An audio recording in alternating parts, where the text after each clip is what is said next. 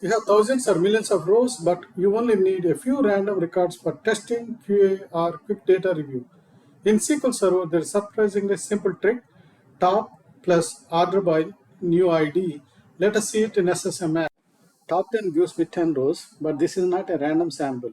If I want SQL Server to shuffle the row order, I can add new ID. New ID generates a GUID value, and ordering by those generated values effectively randomize the rows written to us. Same query, different sample.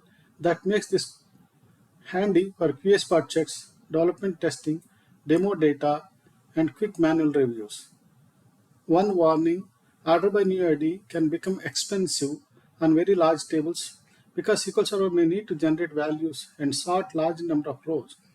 It's a great quick sampling technique, but don't blindly use it for massive production workloads. So when you need few random SQL Server rows quickly, remember top plus order by new ID.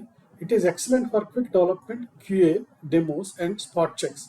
One professional warning: on very large tables, it can become expensive because SQL Server may generate values and sort a larger set of rows. Use it as a quick sampling tool, not blindly in massive production workload.